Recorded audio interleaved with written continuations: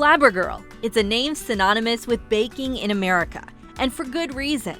Holman & Company came up with the idea after Herman Holman developed a baking powder recipe using sour milk and baked fireplace ash.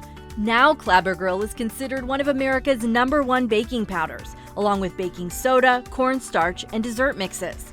In 2019, B&G Foods acquired the Clabber Girl brand. They continue to manufacture in Terre Haute, Indiana since the company's inception. The company finished as a quarterfinalist in this year's Coolest Thing Made in Indiana.